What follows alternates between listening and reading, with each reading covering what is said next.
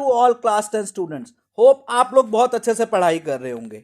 आज की ये वीडियो बहुत ही इंपॉर्टेंट है क्योंकि ये है पोएट्री के वो वाले क्वेश्चन में जहां पर आपसे पूछा जाता है tone and mood off the poetry. ये आता है आपका स्टैंजा बेस्ड क्वेश्चन जो कि है क्वेश्चन नंबर 6। वहां पर आपसे ये पूछा जाता है एक लाइन के अंदर कि इस पोएट्री का टोन क्या है और मूड क्या है। तो ज्यादातर बच्चे इसको पहचानने में थोड़ी सी दिक्कत कर रहे हैं। तो चलो इस वाली वीडियो को स्टार्ट करते हैं। हम इस वीडियो में हर एक पोएट्री का मूड और टोन चेक करेंगे और देखेंगे कि हमने उसके आंसर को कैसे लिखना है। ये बहुत ही इंपॉर्टेंट वीडियो होने वाली है, तो मैं आपसे चाहूंगा कि आप इसको बिल्कुल स्किप मत करना। लाइन टू लाइन आपको हर एक नई चीज देखने को मिलेगी। तो स्टार्ट करते हैं video of tone and mood off the poetry.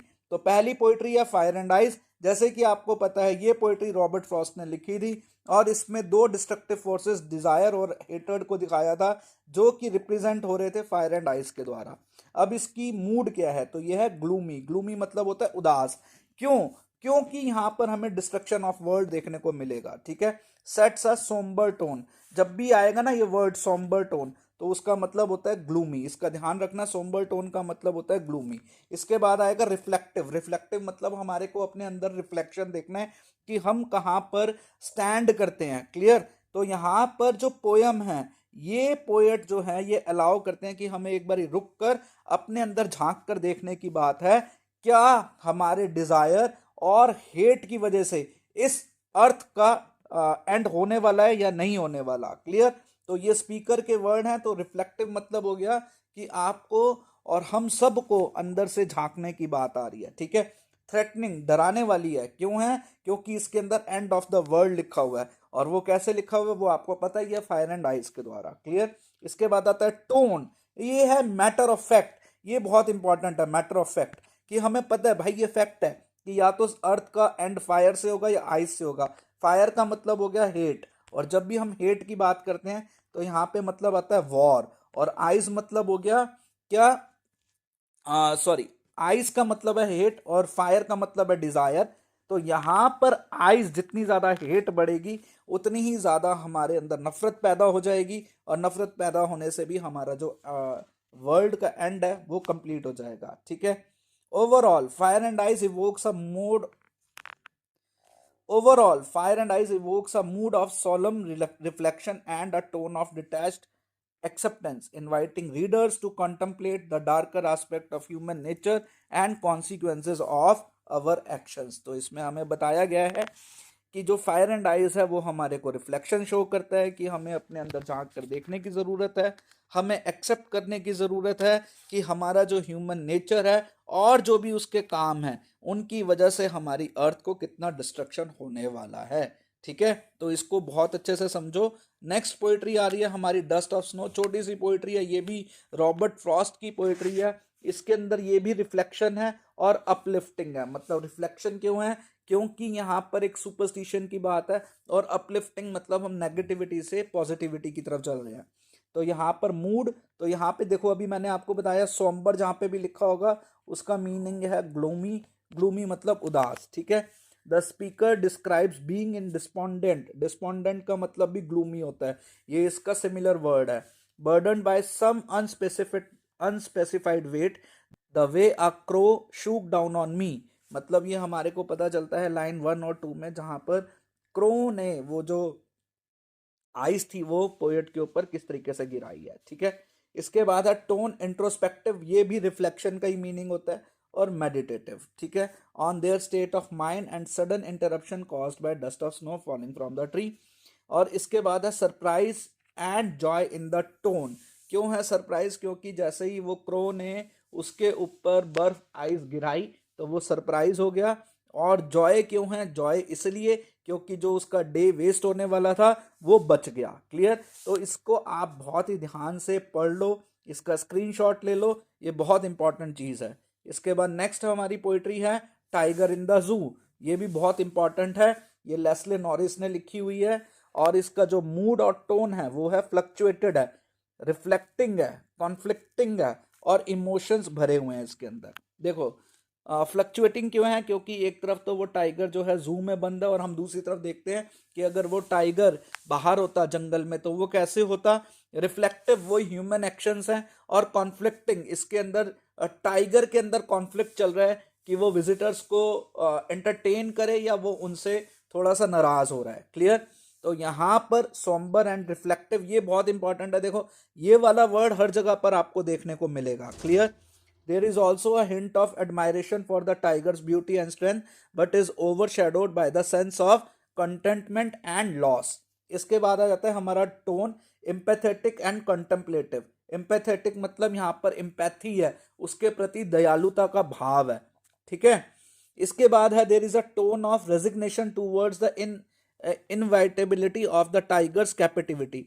अब यहाँ पर क्योंकि टाइगर को पिंजरे के अंदर बंद करके रखा हुआ है और वो ह्यूमन एक्शन से बहुत ही ज़्यादा परेशान है, जबकि उसको होना चाहिए था नेचुरल एनवायरनमेंट में। तो overall the mood and the tone of the tiger in the zoo combine to evoke a sense of sympathy and reflection on the impact of captivity on wild animal. तो हमारे को sympathy दिखानी है, reflection दिखाना है कि किस तरीके से हमने जंगली जानवरों को बंद करके रखा हुआ है। ठीक है? नेक्स्ट हमारी पोइट्री आती है, सबसे इंपॉर्टेंट पोइट्री है हमारी बॉल पोयम। ये बॉल पोयम को आप बहुत ध्यान से समझ लो। यहाँ पर जॉन बैरीमैन का एक मूड शिफ्ट है फ्रॉम प्लेफुल टू सॉम्बर। तो वही वर्ड है, जहां पर भी सॉम्बर आ रहा है आपको उसको ग्लूमी समझना है। ठीक है? Playful, in the beginning there is a playful mood as the speaker describes a boy playing with his ball. Lines like what is the boy now who has lost his ball evoke a sense of curiosity and innocence. ठीक है? तो यहाँ पर वो बच्चा अपनी ball के साथ खेल रहा था, इसलिए यहाँ पर दिखाया गया है। फिर आता है सॉम्बर। सॉम्बर अगेन मैं बता रहा हूँ ग्लूमी है, मतलब उदासी वाली बात है। तो वो सॉम्बर की तरफ शिफ्ट हो जाता है क्योंकि उसकी जो बॉल है वो खो जाती है। Convey a sense of respect for the boys sadness.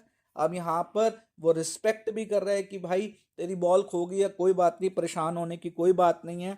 The ball becomes a metaphor for the loss of innocence. आप देखो यहाँ पर हमने एक बारी और किया था epistemology of loss. Epistemology of loss इसका मतलब हो गया कि बच्चे को साइकोलॉजी को पढ़ना है कि कैसे उसकी बॉल खो गई और कैसे उसके मूड शिफ्ट हो रहे हैं। इसके बाद है रिफ्लेक्टिव टोन। रिफ्लेक्टिव मतलब वही, वो अपने अंदर इंट्रोस्पेक्शन करेगा कि कोई बात नहीं, मुझे अब रिस्पॉन्सिबल होना पड़ेगा। ठीक है? जैसे यहाँ पर the sadness of the man who have never been a boy suggest a deeper contemplation of the passage of time and the loss of innocence. The speaker seems to be reflecting on universal experience of growing up and facing disappointment. ये बहुत important है, ये line आप जरूर लिखना कि वहां पर वो पता चलना चाहिए उसको कि कैसे उसके सामने ये सब चीजें आएंगी, डिसअपॉइंटमेंट्स आएंगी, लेकिन उससे ऊपर उठ के उसको जाना है। क्लियर? यहाँ पर वेरियस इमोशंस हैं, untimely leaving and the reader with a sense of contemplation on the nature of loss and growing up. Most important poetry है, इसको पूरा आप स्क्रीनशॉट ले लो, अच्छे से इसको पढ़ो। ठीक है? बहुत ध्यान से, क्योंकि ये जो टोन और मूड की जो भी क्वेश्चन आते हैं वो 1 मार्क या 2 मार्कर में जरूर आ रहे हैं। क्लियर? इसके बाद हमारे पास है how to tell wild animal. ये कैरोलिन वेल्स की एक पोइट्री है जो कि ह्यूमरस है और लाइट हार्टेड है, और इसमें एक टच है मजाक का। The author employs playful language and rhymes to convey a sense of amusement and entertainment. तो यहाँ पर एंटरटेनमेंट की सारी बात आएगी, और हर एक जो स्टैंजा है उसके अंदर अलग अलग वाइल्ड एनिमल के बारे में बताया गया है और कैसे हम उसको पहचाने वो भी बताया गया है। Humour. The poem is filled with humorous situation and witty observation about how to recognize wild animal. इसके अंदर बताया है कि कैसे कैसे सिचुएशंस आएंगे और कैसी ऑब्जर्वेशन से हम ये पहचाने कि कौन सा वाइल्ड एनिमल है। जैसे यहाँ पर if you are dying you will know it's Asian line, if he eats this is simply rule may help you learn, the Bengal tiger of discern. तो ये बड़े सारी चीजें आएंगी। क्लियर? इसके बाद आता है हमारा प्लेफुलनेस।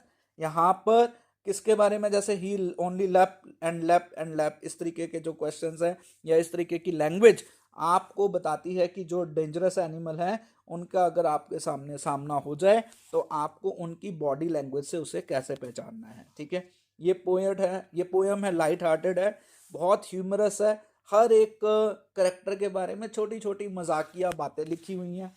क्लियर? तो बहुत सिंपल सी छोटी सी पोइट्री है।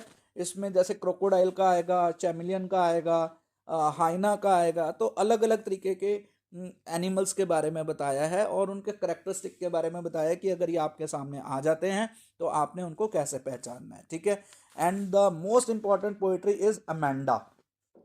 अमेंडा में दो चीजें याद रखो, इसकी जो मदर है वो नैगिंग है। जब भी आएगा ना यहाँ पे नैगिंग वर्ड, तो ये मदर है, इसका मतलब हो गया डांटना, तो उसकी मदर हमेशा उसको डांट रही है।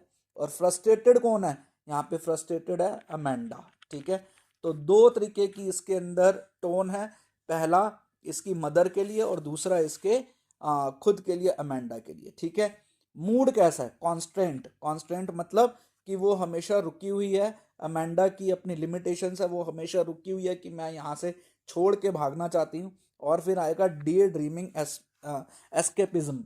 एस्केपिज्म मतलब एस्केप होना, वहां से भाग जाना, कि कैसे वो मरमेड, ऑर्फन और रेपिंजल बनकर यहाँ से निकलना चाहती है। ठीक है, तो ये चीज़ों को ध्यान में आपको रखना है।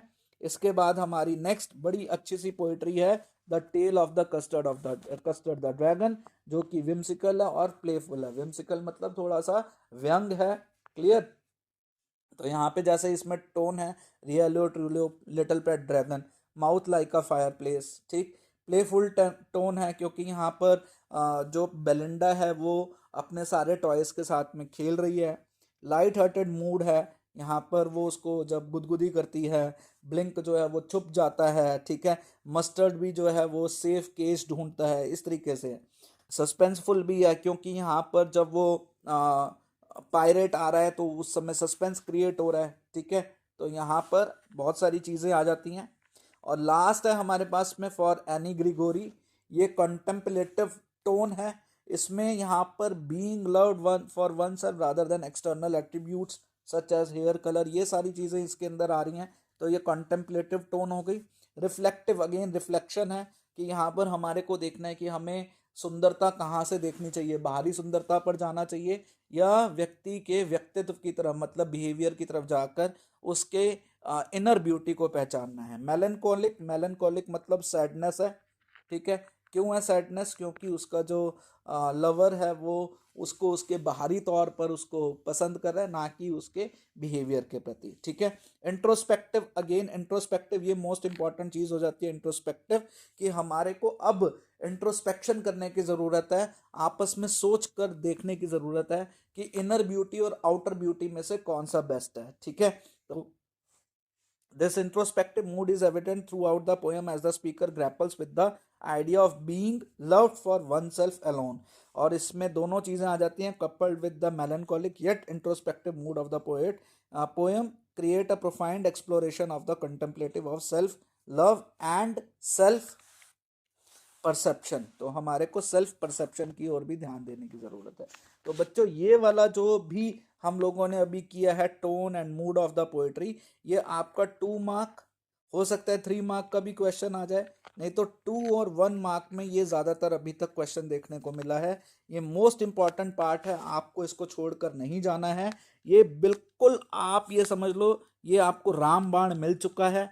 ठीक है, तो मिलते हैं नेक्स्ट वीडियो में। और अगर आपको कोई भी डाउट होते हैं तो आप मेरे चैनल में एक पोस्ट है, वहां पर एक व्हाट्सएप नंबर दिया हुआ है, आप उस व्हाट्सएप नंबर पर अपना क्वेरी डालो और हम आपकी सारी क्वेरीज को सॉल्व करेंगे। So till then take care of your self and do hard work and hope for the best. Thank you.